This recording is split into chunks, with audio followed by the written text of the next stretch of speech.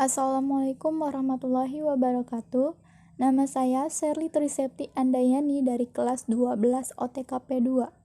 Di sini saya akan menjelaskan sedikit materi mengenai iman kepada hari akhir.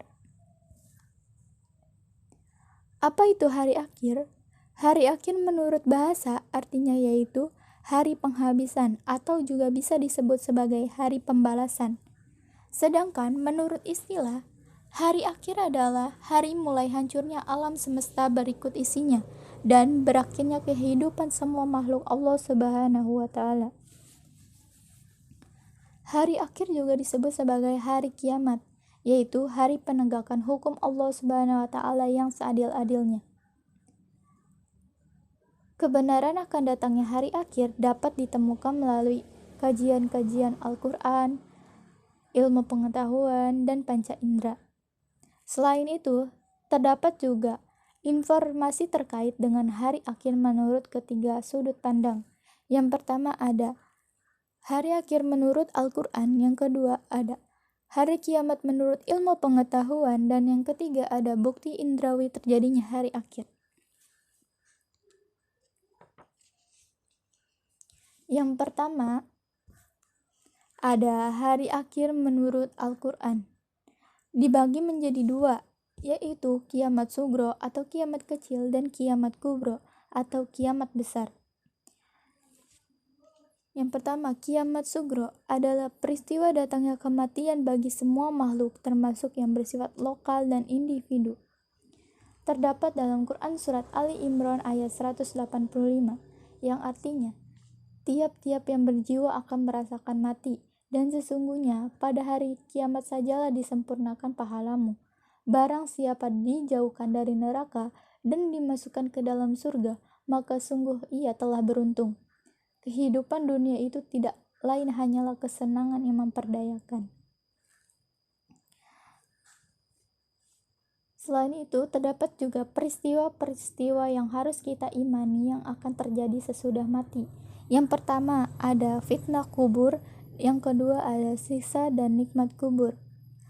Apa itu fitnah kubur? Fitnah kubur yaitu beragam pertanyaan yang diajukan kepada orang yang meninggal tentang Tuhannya, agamanya, nabinya, dan imannya, serta juga kiblatnya. Yang kedua, siksa dan nikmat kubur. Siksa kubur diperuntukkan bagi orang yang zalim, munafik, kafir, dan musyrik. Sedangkan nikmat kubur diperuntukkan bagi orang yang baik amal ibadahnya di dunia. Yang kedua ada kiamat kubro atau kiamat besar, yaitu peristiwa berakhirnya seluruh kehidupan makhluk dan hancur leburnya alam semesta secara total dan serentak. Proses terjadinya hari kiamat tersebut dijelaskan oleh Allah Subhanahu wa taala dalam banyak ayat. Di antaranya yang pertama ada dalam Quran surat At-Takwir ayat 1-3 yang artinya, apabila matahari digulung, apabila bintang-bintang berjatuhan, dan apabila gunung-gunung dihancurkan. Yang kedua ada dalam Quran surat Al-Zalzalah ayat 1-5. Dijelaskan peristiwa terjadinya kiamat dimulai dengan datangnya gempa yang sangat dahsyat. Yang ketiga ada dalam Quran surat Al-Qari'ah ayat 1-5. Dijelaskan keadaan manusia bagaikan anai-anai yang bertebaran dan gunung-gunung bagai bulu yang dihambur-hamburkan. Berdasarkan ketiga ayat tersebut, peristiwa kiamat merupakan kejadian yang sangat hebat, yaitu tak kala malaikat Israfil meniup sangkakala. Yang kedua ada hari kiamat menurut ilmu pengetahuan. Proses terjadinya hari akhir menurut ilmu pengetahuan dibagi berdasarkan dua proses, yaitu yang pertama menurut geologi dan yang kedua menurut teori fisika.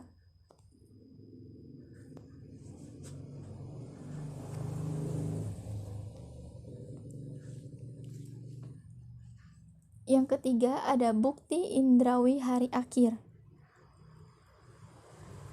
Bukti indrawi hari akhir menurut Imam At-Tabari dan Ibnu Qasir berpendapat bahwa telah diperlihatkan peristiwa-peristiwa yang menakjubkan di dunia, Contohnya seperti yang pertama ada peristiwa pembunuhan yang dipermasalahkan oleh Bani Israel.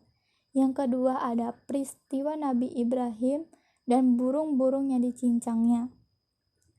Kedua informasi tersebut dijelaskan dalam Al-Quran, tetapi bukan merupakan berita langsung bahwa hari akhir akan datang, melainkan informasi historis atau sejarah tentang peristiwa yang pernah terjadi dan menjadi bukti secara indrawi bahwa kiamat pasti datang.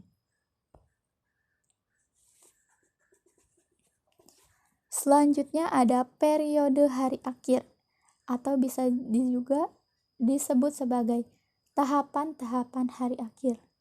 Yang pertama ada Yaumul Ba'as, yang kedua ada Yaumul Hasyr, yang ketiga ada buku catatan, yang keempat ada Yaumul Hisab dan Mizan, yang kelima ada As-Sirat, yang keenam ada Yaumul Jaza, yang ketujuh ada balasan perbuatan baik dengan surga, dan yang kedelapan ada perbuatan buruk dengan neraka.